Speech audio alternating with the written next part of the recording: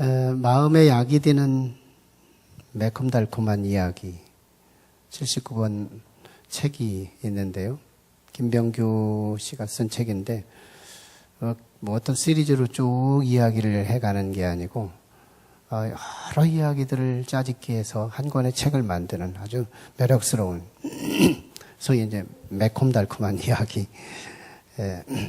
그런 그 아티클한 교훈을 담아서 이렇게 한 책을 만들어낸 자극스러워서 지루하지도 않고 그런 책이죠.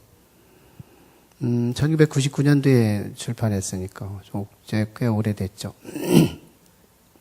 이 책에 실린 한 토막의 이야기가 있어요.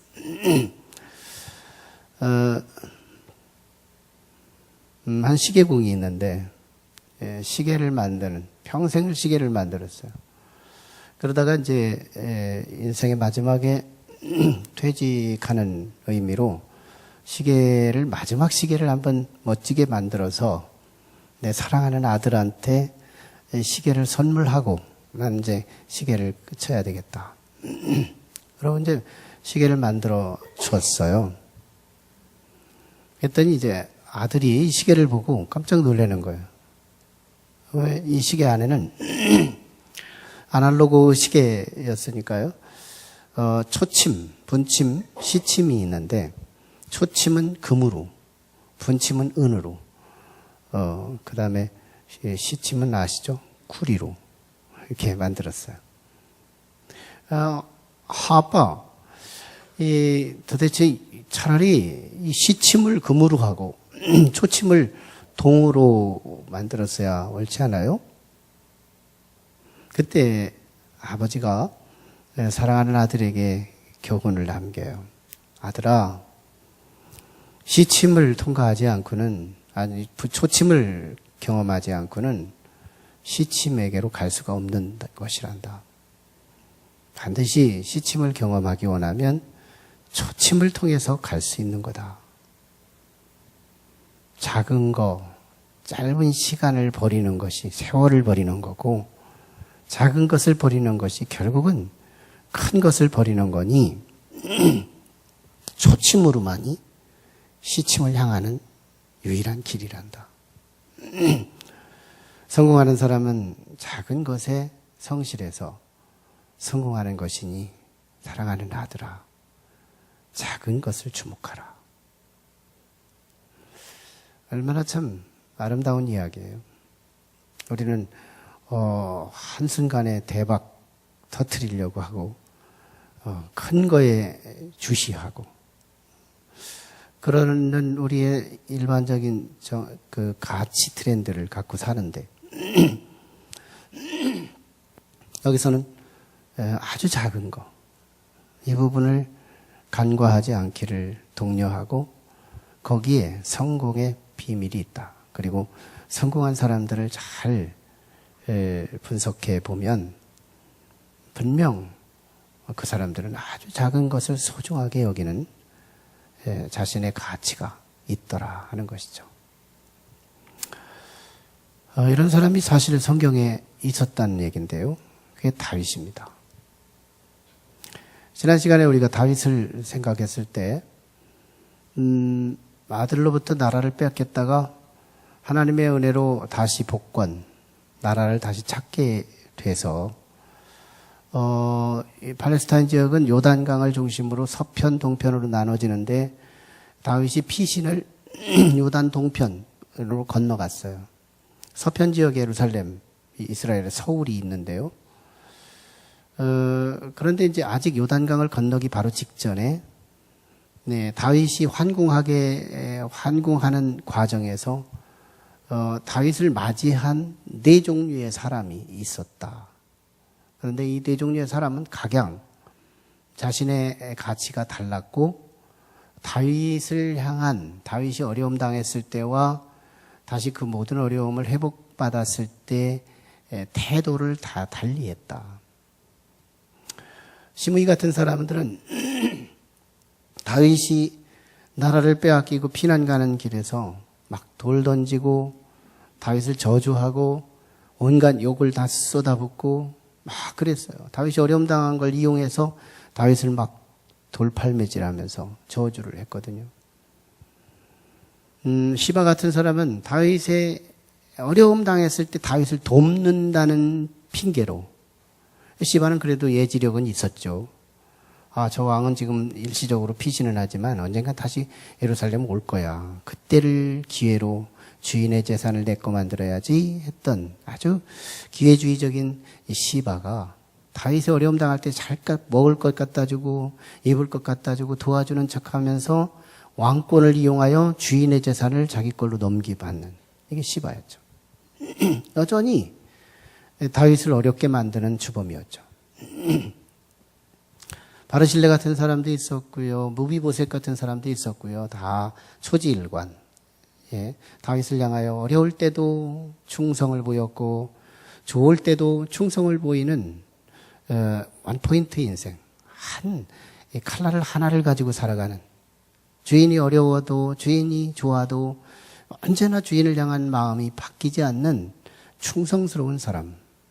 다윗은요, 자신이 기득권을 잃어버렸을 때 나한테 섭섭하게 했던 사람들 다시 복권돼서 예루살렘을 환궁할 때, 이제는 다윗은 정말 역사의 손잡이를 쥐고 있는 거잖아요.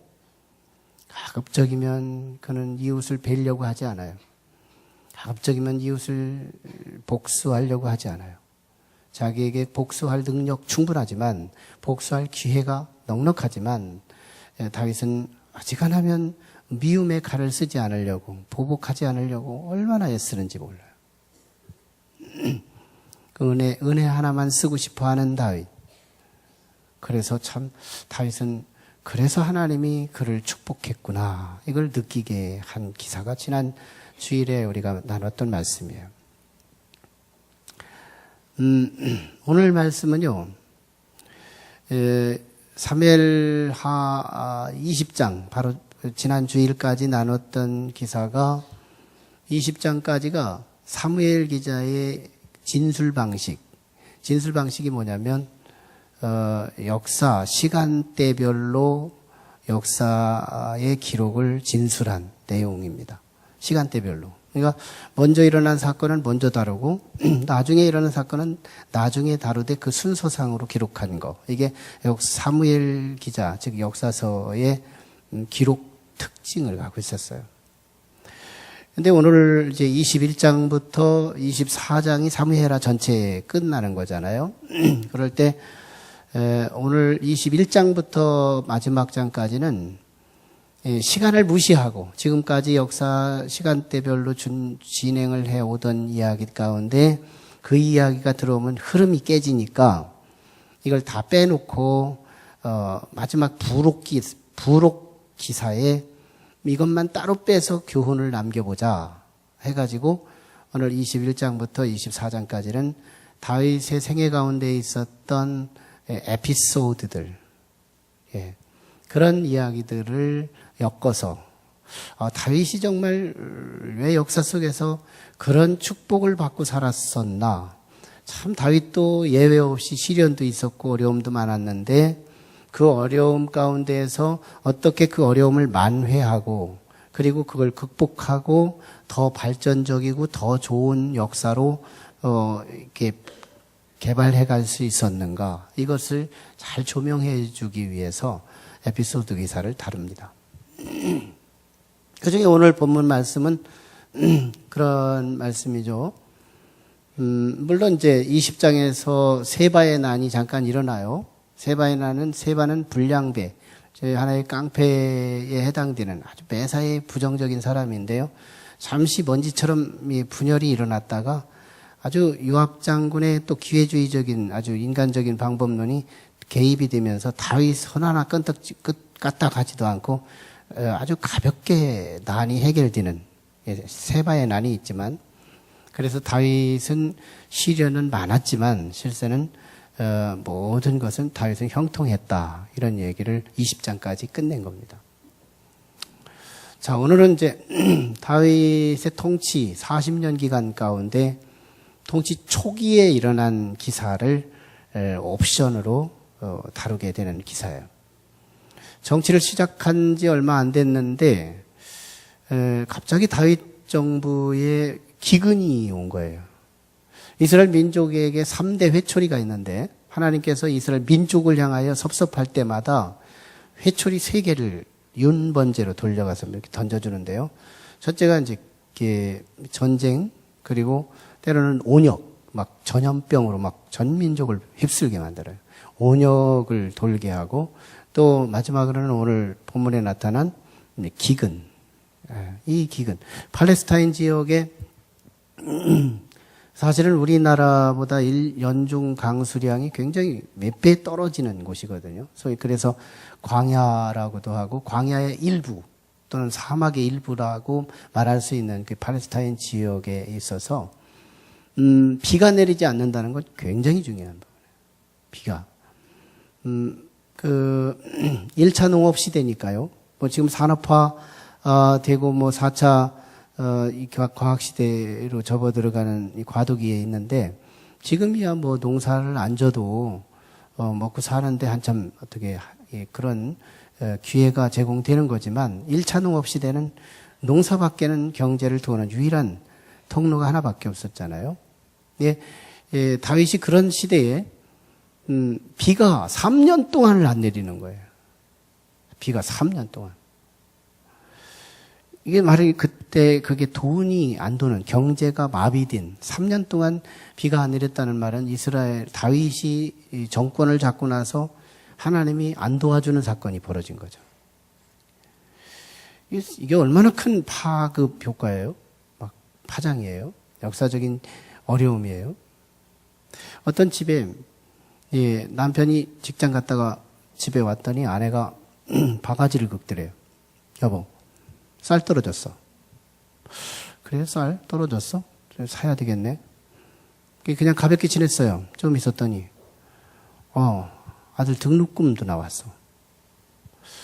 자꾸 스트레스를 받는 거예요. 아이, 등록금도 또 나왔대 또. 교과서도 사야 된대요. 뭐 또 이것도 여기도 커튼도 달아야 되겠다 그러고 뭐 이거 저거 다 얘기하는데 한 번에 말하는 것도 아니고요. 밥 먹기 전에, 밥 먹으면서, 밥 먹고 나서, 잠자기 전에 계속 얘기를 하는 거예요. 남편이 이게 얼마나 스트레스 받아요? 가만히 보니까 여보, 그렇게 말하지 마. 한 가지, 돈만 없다고 말해. 사실 돈 하나만 있으면 등록금도 해결되고 쌀도 다시 사면 되고 모든 거 다 할 수 있는데 뭐 이렇게 시간별로 자꾸 이것도 없고 저것도 없고 다 없는 것처럼 말하니 돈 하나 있으면 다 될 건데. 참 남자들은 복잡한 걸 싫어하잖아요. 그걸 아시고 여성들이 지혜롭게 대처를 해야 되는데 그래서 앞으로는 다른 거 그 바가지 긁지 말고 뭐든지 문제가 있거든 돈 없다고만 말하라. 지혜로운 그리스도인. 우리 아내는 참 단조로워. 돈만 없대. 다른 거 다 없어도 돈만 없대. 그게 지혜가 필요해요. 다윗 시대에 참 돈이 안 도니까 얼마나 나라에 어려움이 왔겠어요. 근데 다윗이 누구예요? 어려움 와라. 내가 하는 일 하겠다. 뭘까요? 기도잖아요. 기도한 거예요. 다윗은 어려움이 오기만 하면 탁 하늘 쳐다보는 사람. 다윗은 조금만 나를 자극하고 어떤 어려움이 원치 않는 어떤 일이 벌어지면 무조건 하늘 바라보는 사람, 기도하는 사람이에요. 다윗의 형통기사를 연구하면서 다윗에게 기도를 빼내면 다윗을 연구할 근거가 없죠. 다윗은 문제가 왔다. 어려움만 왔다. 그러면 무조건 기도하는 사람. 다윗은 기도하는 사람이에요. 시편 절반이 다 기도문이잖아요. 다윗은 기도하는 사람이었어요. 하나님께 기도합니다. 하나님, 뭐예요? 왜 3년 동안 비가 안 내리는 겁니까? 적어도 내가 하나님의 사람이고 내가 하나님을 잘 믿는 사람인데 왜 내가 정권을 갖고 난 이후에 왜 비 한 방울 내리지 않아요? 하고서 얼마나 하나님께 매달려 기도했겠어요. 하나님은 알고 주신 거지만 내가 너를 압박하면 너를 자극하면 분명히 너는 나를 찾을 거야. 그걸 알고서 주신 문제지만 그래서 계속 기도하니까 하나님이 응답해 주신 거예요. 오늘 1, 2절이 바로 기도문과 응답의 기사잖아요. 다윗아, 이유가 있어. 사실은 여호수아 때부터 내가 얘기할게. 오늘 1, 2절은 그거 기사 없어요. 단조롭게 표현된 거지만 그걸 역사 전반을 통해서 제가 풀어드리는 거예요. 이스라엘 나라는 기브온 족속이라는 족속이 있다. 이거는 정통 아브라함의 후손인 혈통으로 민족이 구성된 게 아니고 이스라엘 민족의 혈통으로 구성된 순수 히브리 사람들은 아닌데 어쩌다가 이방인이었었다가 어느 한때 그들의 가치가 이스라엘과 하나 되기 위해서 속임수를 가지고 이스라엘과 연합해 가지고 약속을 시작하게 되므로 뜻하지 않게 이스라엘 민족이 된 사람들이 있으니 그게 기브온 족속이다. 그때는 출애굽의 마지막 가나안 정복 바로 직전에 여호수아를 지도자로 삼고 정복할 때 이 가나안에는 지금 이스라엘 땅이죠. 이스라엘 땅에는 7 족속들이라고 하는 아주 하나님이 심판을 작정한 7 족속들이 살고 있었다. 그들은 생각하는 게 우상이고 그들은 생각하는 것이 동성애들이고 그들은 생각하는 것이 죄를 짓는 것들이고 아주 인생의 쓰레기장 같은 종류들이 그곳에 7 족속이 사는데 너희들이 가나안 땅에 들어가면 그들을 무조건 죽여야 한다. 그들을 진멸하라. 그리고 그 땅을 너희가 차지해서 그리고 나면 내가 그 땅을 내가 기름을 부어 젖과 꿀이 흐르는 땅이 돼서 비옥한 땅, 역사적으로 가장 탐나는 땅이 되게 하리라. 이렇게 약속을 했어요.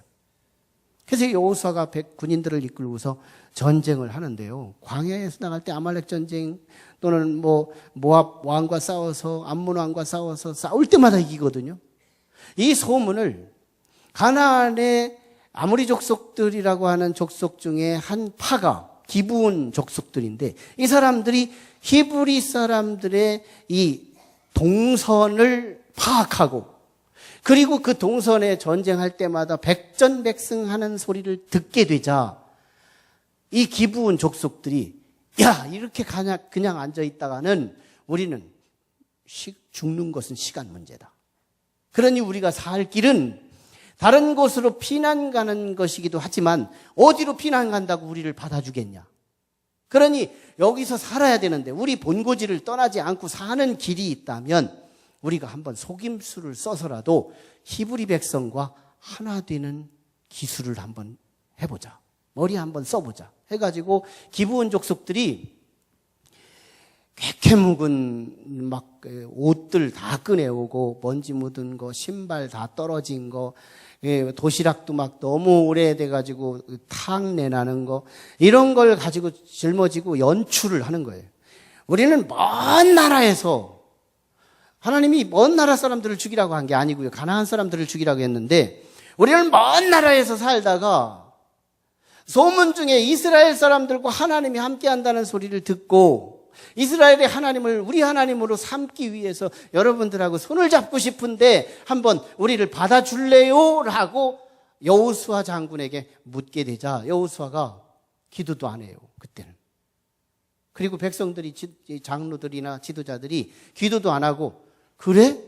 하고서 눈을 뜨고 보니까 옷도 다 떨어졌지요. 먼 원족 온 증거가 너무 많은 거예요. 도시락도 다 너무 늦어가지고 곰팡 난 것도 있고 막 증거들이 많은 거예요. 그러자 의심을 하지 않고 이 사람들을 받아서 히브리 이스라엘 민족 공동체로 하나 되는 의식을 약속을 해버린 거예요. 뭘로? 하나님의 이름으로. 성부, 성자, 성령. 그건 아니겠지만 아무튼 하나님의 이름으로 약속을 필한 거예요. 그러자 하나님도 그걸 받아주셨어요. 너희들이 기도했으면 알려줬을 텐데 기도도 안 하지 않았으니까 니들 속는 것도 어쩔 수 없이. 그리고 역사가 흘러가면서 사사시대를 지나고 그리고 왕정시대가 오는데 초기 왕, 최초 왕이 사울 왕인데 이 사울 왕이 처음에는 믿음이 좋았다가 믿음을 잃어버린 사람이에요. 믿음으로 시작했다가 인본주의로 끝난 사람, 멸망당한 그런 사람인데, 이 사울 왕이 즉위하자 이스라엘은 순수 혈통으로 구성되어야 이스라엘 민족이고 하나님의 언약 백성이지 라고 임의로 이스라엘 공동체의 정체성을 정의하고 혈통 중심의 이스라엘 민족을 회복하고 복권하겠다는 이상과 미명하에 이 비혈통, 즉 비주류, 이스라엘 공동체의 비주류에 속한 기브온 족속들을 찾아가지고 군인들을 시켜서 학살해버린 거예요. 어른들로부터 어린아이까지 다 죽이는 거예요. 그런데 죽일 때 사람들이 다 죽나요? 숨죠. 살려고 여기로 저기로 숨어서 숨은 것이 가족 중에 한둘씩 살아남은 거예요. 그래가지고 남아있는 이 사람들이 역사 속에 시대를 기다리면서 사울 시대를 피한 거예요. 그리고 다윗 시대가 도래한 거예요. 다윗 시대가 도래하자 즉위 초기에 이 기브온족 속에 속한 남아있는 그 가족들이 하나님, 우리는 하나님의 이름으로 이 민족과 한 민족이 되기로 약속한 민족 아닙니까? 우리도 하나님을 믿는 하나님 백성인데 오늘 우리의 민족이 이렇게 학대를 당하고 학살을 당하며 이렇게 어려움을 당해서 뜻하지 않게 과부되고 뜻하지 않게 고아되고 뜻하지 않게 가족들을 잃어버리고 이렇게 불행하게 숨어 살아야 되는 이 시국이 왔으니 하나님 도대체 어떻게 된 거예요? 이렇게 시간마다 자신의 아픔을 가지고 하나님께 기도로 나가는 거예요. 그때 하나님은 기브온 족속들의 그 아픔을 들으시고 이제는 자기 아픔으로 삼으시는 거예요. 여러분, 하나님을 잘 이해하실 필요 있어요. 하나님은 아픔을 가지고 기도하는 사람의 그 아픔을 당신의 아픔으로 삼고요. 이 문제를 풀 사람을 역사 속에서 동국을 키워가며 사람을 찾으시는 하나님. 사울 시대에 저 억울한 기브온 사람들의 억울한 가슴 아픔을 신원을 갚아줄 만한 의인이 누가 있을까? 사울 시대에 눈 씻고 보니까 없는 거예요. 그래서 사울 시대 지났어요. 다윗 시대가 도래했어요. 한번 내가 고난 한번 보내줘 볼까? 하고 3년 동안 비가 내리지 않도록 고통을 한번 주었더니 의인이 있었잖아요. 기도하고 나온 거예요. 왜지요 하나님? 왜 3년 동안 이렇게 비가 안 내리는 거 이유가 있잖아요 하나님. 비가 내리고 안 내리고는 하나님의 소관 아니에요? 하나님 알려주세요. 알려주세요. 했더니 비로소 1절 하반절에서 2절까지 오늘 하나님이 알려주신 거예요. 기브온 족속들이 그렇게 해서 억울함을 당하여 지금 신원을 요청하고 있다. 그때서 다윗이 이 소리를 듣고요. 기브온 족속들을 찾아가요. 딱 찾아가서 가서 3절에 여러분들이요, 내가 어떻게 해야 여러분들에게 내가 속죄할 수 있고, 또 다윗이 무슨 죄가 있어요? 그런데 지도자니까 우리 민족이 잘못한 건 자기가 잘못한 거리는 내가 어떻게 해야 당신들에게 속죄할 수 있어요? 당신들이 시키는 대로 4절 끝에 보면 당신들이 시키는 대로 내가 다 할게요. 기브온 족속들을 VIP로 삼고 당신들의 아픔은 당신들이 하자는 대로 다 할 테니 한번 말이나 해보라고 얘기를 요청하는 거예요. 기브온 사람들이 왕이시오. 사실은 이 문제는 돈과 금과 은 가지고 풀 수 있는 문제가 아닙니다. 이것은요, 사실은 그의 원흉이었던 사울, 그 사람의 후손, 사울은 이미 죽었으니까 그의 후손 중에서 한 7명, 상징적으로 완전수니까 7명을 우리에게 붙여주신다면 우리가 그들을 목매달아 죽이면서 우리의 가족들, 이 기브온 족속들, 이 주변의 사람들에게 마음의 위안을 좀 갖고 싶습니다. 마음의 위안을. 그리고 나머지 이스라엘 정통 혈통을 가진 순수 이스라엘 민족들에게도 이렇게 기브온 족속들에게 잘못하면 역사적으로 이렇게 심판을 받을 수 있다라고 하는 이 중요성을 민족 전체에게 가르치고 싶습니다 하는 그런 배경을 가지고 다윗에게 주문을 하는 거예요. 그때 다윗이 내가 시키는 대로 하겠다. 그래서 사울의 아들 중에 무비보셋이 있는데 그 사람만 요나단과의 약속 때문에 빼버리고, 사울의 아들 2 아들 그리고 외손자 5명 해가지고 묶어서 7명을 그들에게 맡겨요. 그래서 그들을 죽였어요. 목매달아서 죽었어요. 그 과정에 기브온 족속들은 이제 모처럼 위안이 되지 않았겠어요. 그런데 중요한 건 악은 순환된다고. 그렇게 해서 죽은 그의 엄마가 오늘 10절 말씀에 그의 엄마가 그 아들들이 죽어진 모습을 보고 비가 내리는데 이 아들들을 어떻게 해야 되나 하고 막 그 비가 내릴 때까지 저기 낮에는 새들을 막아내고 밤에는 들짐승들이 와서 막 살을 뜯어가니까 죽은 시체라도 성하게 보관해 보려고 낮에는 새들이 오면 눈을 파가고 이 밤에는 짐승들이 오면 살을 뜯어가서 참 죽은 시체가 너무너무 형편없이 또 어려움을 당하게 되자 엄마가 그걸 끌어안고 낮에도 지키고 밤에도 지키고 집을 갈 줄을 모르는 거예요. 그래서 다윗이 이제 처분하는 3가지가 있었어요. 가장 먼저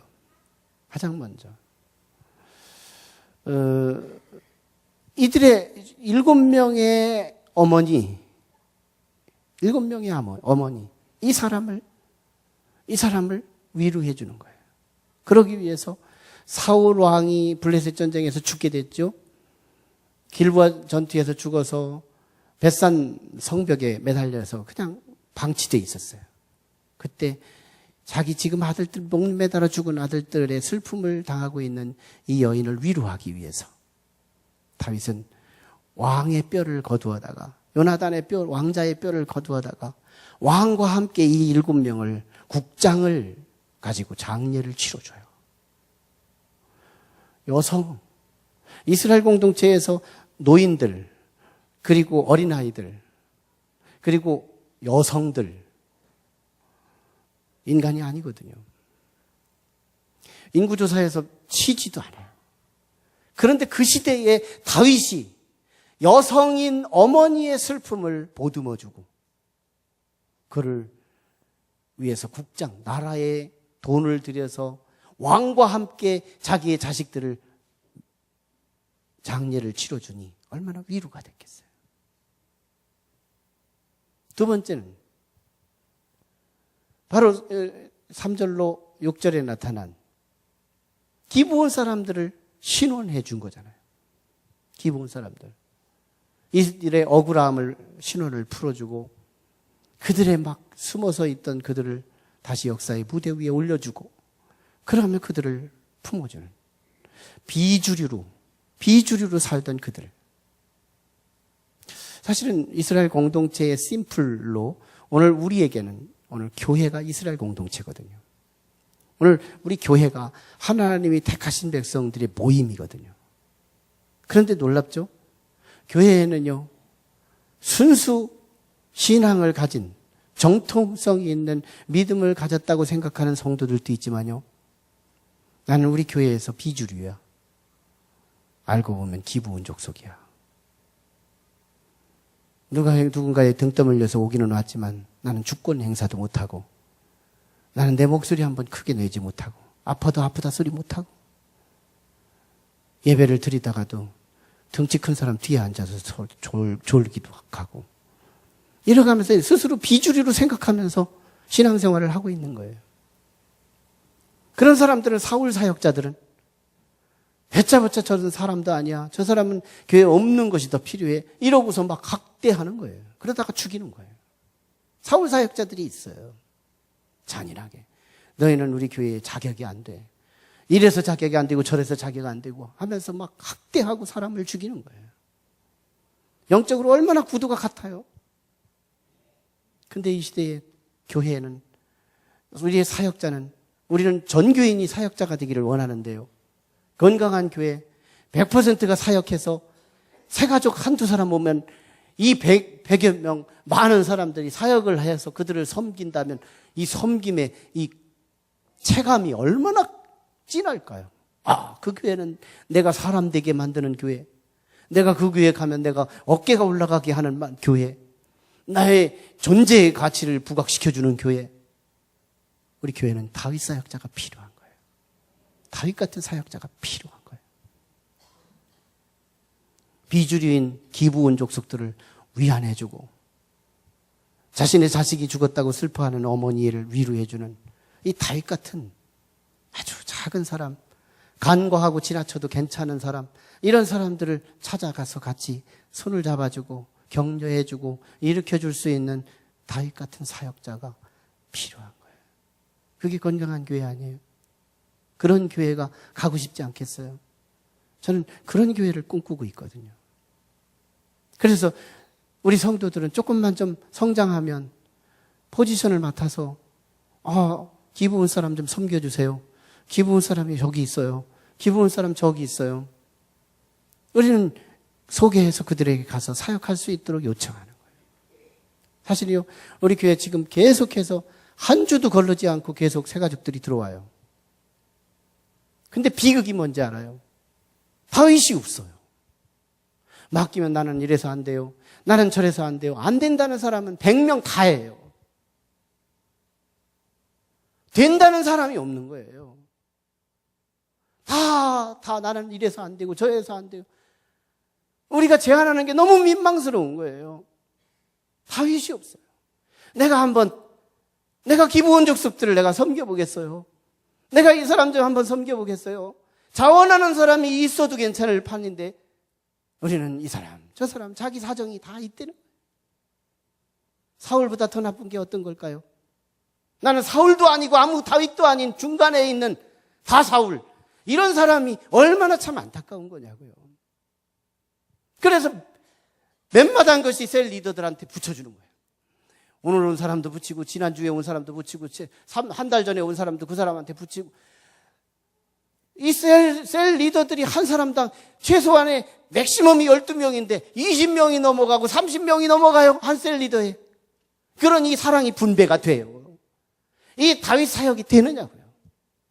사람이 자꾸 들으면 공동 속으로는 자꾸 둔해지고 비둔해져 가서 사랑을 입는 체감이 줄어드는 이런 상황에서 정말 나는 가능성 있는 잠재된 다윗들이 일어나야 된다고 봐요. 누군가가 내게 맡기면 하나님의 음성으로 듣고 내가 이사야 1장 6장에서 나타난 이사야가 멋모르게 하나님의 성전에 갔다가 하나님 만나고 자기의 죄를 발견하고 그리고 내가 이 이스라엘에 대한 대안을 프로젝트를 내놓게 되자 누가 나를 위하여 지 땅에 가서 저 무지한 백성들을 깨우쳐 줄까? 내가 가겠습니다 하는 이런 이사야 같은 그 가슴이 필요한 이 시대예요. 다윗 같은 사역자가 필요한 이 시점에 다윗이 없다는 게 사울의 가슴에 푹푹 맡기며 비둔해지게 만들어서 죽어가고 있는 거예요. 그 우리 제자대학 옛날에는 그냥 내가 관용해 줬어요. 왜? 새가족이 많지 않으니까 셀리들을 쓴다고 해도 걱정이에요. 맡길 사람이 없으니까. 근데 지금은요, 제자대학 졸업하면 한 사람도 다 셀리더로 파송할 거예요. 금싸라기 같은 거예요. 다윗이 너무 필요한 거예요. 다윗이 서서 기부 온 사람들, 소외된 자 없이 혼자 밥 먹는 사람 관용할 수 없고 어떻게든지 외로운 사람 내 눈에 다윗처럼 민감한 마음 가지고 그에게 찾아가서 손을 내밀고 따뜻한 사랑을 제공해 줄 수 있는 이런 다윗이 필요한 이런 상황에 있어요. 이 과도기에 있어요. 하나님이 아무리 주시면 뭐 할 거예요? 주님의 그 뜨거운 사랑을 분여하고 나눠줄 사람이 없으니 말이죠. 지금은 다윗이 필요한 거예요. 근데 보세요. 1절, 2절을 잘 통해서 보면 하나님의 아픔이 묻어 있어요. 그래서 시대 속에 사울 시대 때 하나님의 그 슬픔, 기부온 사람들, 비주류가 아파하는 것이 하나님의 아픔이요. 비주류가 고통스러워하는 것을 하나님의 고통으로 삼고 역사 속에 사울 시대에 눈 씻고 보니 없는 거예요, 다윗이. 그래서 다윗 시대로 왔어요. 기근을 한번 던졌더니 의인이 나타나 하나님께 묻고 나오니까 하나님이 대답해 주죠. 1절로 2절이 하나님의 대답이 있어요. 사실은 역사적으로 이런 오류가 있었고 이런 역사의 얼룩짐이 있었는데 그걸로 인해 그 기부온 족속들이 가슴 아파하고 있다. 네가 신원해 줘라. 그것은 그들의 고통이지만 사실은 내 고통이다 이 말이에요. 하나님은 전능전지 무소부재, 하나님은 온전하시고 완전하셔서 하나님의 아픔이 무슨 있을까마는 하나님은 아파하시는 분이세요. 내가 아파하면 하나님이 아파하시고 기부온 족속들이 신음하면 하나님이 신음하시는 그 하나님, 어떻게 해서 가능할까요? 사랑하는 사람은 아픔이 있는 거예요. 하나님이 우리를 사랑하셔서 독생자 예수 그리스도를 이 땅에 보내주시기까지 하시잖아요. 우리를 사랑하심으로 그러시잖아요. 사랑하는 사람은 아픔이 없는 사랑하는 사람이 없어요. 모든 사랑하는 사람은 아픔을 동반하고 있다는 사실이에요. 요셉이 아버지의 사랑을 받고 나서 아픔을 당합니다. 예수님이 하나님의 사랑을 받고 나서 역사 속에서 아픔을 당하여 십자가에 죽기까지 고통을 당하시잖아요. 사랑하는 사람은 아픔이 있는 거예요. 그래서 하나님은 전능하시다고 우리를 치부해버리고 하나님이 내 손 하나 필요할까? 하나님은 스스로도 하나님 하실 수 있는데 그러면서 나는 하나님에게서 덜어내는, 면제되고 마는, 하나님을 곡해하고 우애하는 그런 사람이 되지 않아야 된다는 거예요. 누군가도 하나님의 아픔을 보듬어 드릴 수 있는 사람, 하나님도 소외자 중에 하나다. 하나님도 정말 빈 곳이 있고 하나님도 모자람이 있고 교회 안에 얼마나 모자람을 갖고 하나님께서 우리의 도움을 목말라 기다리고 있는지 몰라요. 내가 임원회 때 우리 교회에 정말 이런 것이 필요하니 우리 한번 이 사랑에 좀 동참 좀 해줘 보세요. 우리 교회에 이것이 비어 있어요. 정말 이것을 하나 좀 채워줬으면 좋겠습니다. 우리 같이 합시다 하고 그 다음 주간에 저는 참여를 했어요. 십시일반의 우리 성도들이, 임원들이라도 함께 주님의 아픔을 한번 채워보기를 기대해봤죠. 그 이후로 아무도 없어요. 난 우리 교회 칭찬하고 싶고 격려하고 싶고 위로해주고 싶지만 기대하기에, 사랑하기에 나는 1,000원짜리 하나라도 주님의 빈 아픔을 동참할 수 있는 그런 다윗의 양심 하나는 있어야 된다고 봐요. 얼마나 한 사람이 다 할 수 있겠어요? 한 사람이 다 한다면 그 공로를 가지고 교만해서 죄를 짓고 말 거라면 안 하는 것만도 못할 것이지만 그래도 내가 만원 하나라도 주님이 빈 곳이 있고 주님이 목말라 하는 곳이 있다고 목자가 소개한다면 기본 성인은 참여할 수 있어야 되지 않겠어요? 이렇게 잔인할 수 없어요. 이렇게 하나님이 신음하고 이렇게 하나님이 아프다고 하는데도 누군가 하나 눈을 뜨고 주목하는 자가 없어요. 이것은 나의 아픔이 아니고 내 아우성이 아닌 하나님께서 저를 통해서 주시는 음성이라고 봐요. 하나님도 아파하십니다. 그런데 그 시대에 의인된 다윗이 하나님의 아픔을 보듬어 드려요. 공통점이 있어요. 7명의 어머니가 슬퍼하고 있어요. 그를 다윗은 보듬어줘요. 여자를 인간의 존재로서 폄하하고 가치를 두지 않는 그 다윗은 그 여성을 보듬어줘요. 기부온 사람들, 비주류라고 스스로 어깨를 내리고 사람들 속에 숨고 건물 속에 숨어 살고 있는 숨은 이스라엘 민족의 한 주류, 한 비주류, 기부온 사람들을 신원해줘요. 하나님의 아픔을 채워드리고 그 뜻을 이루어드려요. 다윗은 참으로 민감한 사람이구나. 하나님의 관심이 어디 있는지, 시대가 뭘 필요로 하는지, 뭉뚱그려서 스펙 있고 멋지고 화려한 사람들 중심이 아니라 소외되고 나는 주류가 아니라고, 나는 남성이 못 된다고, 여성이라고, 하나님의 충만함이 아니라 하나님의 모자람, 거기를 보듬어 주려고 하는 다윗의 일관된 세밀한 마음, 이게 다윗을 잘되게 한 비밀이었다는 거예요. 다윗이 시대의 성공자의 원인이었다는 거예요. 지난주에 주일 저녁에 우리 성도들이 참 많이 도와주셨어요. 그래도 막 집에 가셔서 저녁에 오케스트라 막 연주하고 하는데 오시더라고. 저녁 예배 때 아무리 오라고 해도 안 오던 그분이 오시더라고. 그래서 내가 얼마나 참 그 자체로도 얼마나 기뻤는지. 사실은요, 지난 부활주일 오후에 우리 서대전 내거리의 공원에서 오후 3시쯤인가 기독교 우리 초교파적으로 기독교 연합 집회가 있었어요. 그때 거기에 그러면 막 우리 몇백 개의 교회잖아요. 우리 대전에 있는 교회들. 이 교회들이 다 참여하지는 않았지만 그래도 상징적으로 연합회니까 전 교회가 참여한 걸로 상징화될 수 있는 거잖아요. 거기에 여기서 오케스트라 했던 한 40여 명이 참여를 했어요. 여기 단원들이 거기에 참여한 거예요. 기독교 대표로 참여한 거죠. 근데 거기서도 40여 명밖에 못 참여했어요. 근데 여기서는 60여 명 넘고 1070여 명 가까이 되는 숫자가 오케스트라의 단원에 들어온 거예요. 대전에서 이런 음악회, 이런 규모의 음악회를 하는 데가 쉽지가 않습니다. 여기서 했어요. 자, 그런데 뭐 팀파니 있고 뭐 첼로, 또 뭐 첼로보다 더 큰 거 바이올린, 뭐 여기 뭐 호른 뭐 이런 악기들이 쭉 있는데 여기 어딘가 철사 세모지게 이렇게 구겨가지고 한 거 뭐? 아이 그런 건 잘 알아. 성경은 몰라도 트라이앵글을 들고서 나 언제 칠라나 이것처럼 딱 할 수가 없는 거예요. 너무너무 딱한 거예요. 이거 들고서 가만히 있는 거예요. 그래서 뭐 두 가지 악기를 들고서 교차적으로 하려고 하기는 하는 것 같은데, 이 트라이앵글 붙들고 있는 사람이 참 안타까워요. 이게 기부운이구나. 근데 우리 지휘자님, 우리 윤성규 권사님, 저 위에 계셔. 저 위에. 한번 박수 한번 쳐줘요. 감사해요. 네. 안 가네?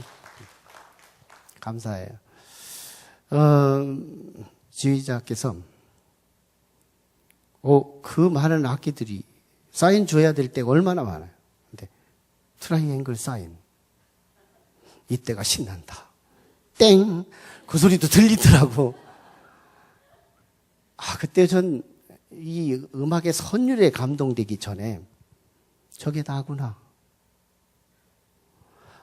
내가 정말 이 많은, 이 악기들이 있는 가운데에서 가장 작은 거, 철사구 그려놓은 거. 그래서 소리 나라고 끝에만 조금 벌려놓은 거. 그걸 우리는 트라이앵글이라고 하지만, 참 보잘것없는 저 악기 없어도 괜찮은 거. 근데요, 지휘자는 그거에 사인을 줘요. 지휘자의 머릿속에 그게 있어요. 사인을 주니 신났다고 땡! 한 번 치고 끝나는 거. 그걸 하고 있어요. 그때 나는 트라이앵글이 나라고 생각했어요. 하나님은 지구촌 끝에 나 하나 있어도 되고 없어도 될 만한 나를 관심하시고 내게서 메뚜기도 철이 있다고 이 높은 뜻교회를 내게 맡기고 트라이앵글 한번 치라고 여기 세웠구나. 나는 우리 성도들이 참 보잘것없는 나는 기부운 족속이지만 하나님이 내 인생에도 사인을 주고 계시구나. 이거 느끼시는지요? 나는 있어도 되고 없어도 되는 그 중에 한 사람이라고 생각하며 여전히 사람 뒤에 어깨 뒤에 숨어서 졸고 자고 밥 먹을 때도 혼자 외롭게 먹다가 심심해서 이제는 집에 가서 먹어버리고. 아니에요. 지금도 사인 주고 계세요. 한 사람. 어떤 사람이 공원에 갔어요. 시간이 너무너무 넉넉해서 저녁녘인데 새들이 날아가는 걸 다 세고 있어요. 새 한 마리, 새 두 마리, 새 세 마리. 사람이 지나가는 곳에 새 한 사람, 두 사람, 세 사람. 그런데 한 사람이 조그마한 애기, 이제 걸음마를 배우려고 하는 그런 애기 하나를 데리고 공원에 온 거예요. 그리고 두 걸음 앞에 가서 오라고 박수치고 아들아 와라 하고서 막 오는데 역부족이죠. 한 걸음도 못 뛰고 넘어지고 계속 그러는 거예요. 그러다가 가끔씩 한 걸음 뛰고 가끔씩 한 걸음 뛰면 너무너무 좋아하는 아빠. 해가 뉘엿뉘엿 가리워지자 아빠는 아기를 안고 보람 있는 얼굴로 집으로 돌아가고 있어요. 한켠에 있던 할아버지가 거기 그 할아버지도 할 일이 없었던지 앉아서 그 젊은 아빠에게 말합니다. 이보게 젊은이, 오늘 자네는 쓸데없는 일을 했는데 자네 아들 오늘 몇 번 넘어졌는지 아는가? 87번 넘어졌네. 다 세고 있었던 거예요. 그때 아빠는 그 할아버지에게 이렇게 대답해요. 미소를 담은 채. 할아버지, 저는 우리 아들이요, 몇 번 넘어졌는지 몰라요. 그렇지만 우리 아들은 6걸음을 걸었어요. 6걸음, 87번을 넘어진 이 아이의 그 부피의 절망을 보지 않고 6걸음 성공한 그것을 바라보는 이 아빠의 눈. 그게 우리 하나님의 눈이에요. 숫자 많은 것만 좋아하는 하나님이 아니고 그 틈바귀 속에서 가슴 아파하고 신음하는, 그런데도 그 한 사람이 착한 일 하나만 하면 그걸 카운트하고 계시고, 그 사람이 조금만 믿음으로 아멘 한마디만 해도 하나님은 너무너무 기뻐하시며 좋아하시는 그 하나님. 이거 우리 하나님이 너무 통 크신 줄만 알지만 얼마나 섬세하시고 내 심장이 오늘 뛰나 안 뛰나도 관찰하시는 섬세하신, 그래서 하나님 되시는 그분을 믿고 있는 우리도 사실은 다윗 같은 섬세함, 그 시대에 얼마나 통 큰 자였어요. 얼마나 거부였어요. 얼마나 잘된 사람이었어요. 그런데 그가 얼마나 쪼잔해요. 슬픔을 당하는 숨은 사람을 찾아내고 그를 위로하고 그를 격려해주고 일으키는 그 일을 얼마나 집중해요. 근데 그렇게 크게 된 이유가 거기서 있었다는 거. 소자에게 한 것이 곧 내게 한 것이라. 예수님이 역사에 재림 때 오셨을 때 염소와 양떼를 오른손과 왼손에 두고 너희가 목마를 때 나에게 마실 물을 주었고 배고플 때 먹을 양식을 주었으며 감옥에 들어갔을 때 너희가 나를 방문해서 영치금을 대주었노라. 주여 언제 그랬습니까? 소자에게 한 것이 내게 한 것이니라. 작은 소자, 소자.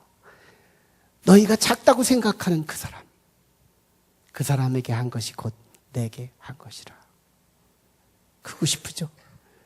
다윗처럼 성공하고 싶잖아요? 통 큰 인생 한번 살고 싶잖아요? 초침에 관심하라. 소자에 관심하라. 내가 지금 미워하고 있는 사람이 있을걸요? 그 사람만 지구촌에 없으면 살만한 파라다이스가 될 것 같은 착각을 하는 사람이 있을걸요? 이상하죠? 내가 그 사람 앞에서 사울이 되고 있어요. 내가 그 사람 앞에서 그를 죽이고 있어요. 하나님은 오늘 시간 바꾸래요. 다윗이 되라고. 차라리 네가 한번 네 뜻은 아니지만 하나님의 뜻을 받아서 하나님의 아픔으로 알고 네가 그를 미워하는 사이에 하나님은 가슴이 구멍나는데 그 구멍난 하나님의 가슴을 메꿔주기 위해서 네 뜻 접고 하나님 뜻에 참여하여 한번 다윗 한번 돼볼래? 이걸 하나님이 우리에게 주문하고 있는 거예요. 한번 해보시죠. 한번 참고 한번 해보시죠. 눈물을 머금고 한번 해보시죠. 이상한 일이 벌어질걸요.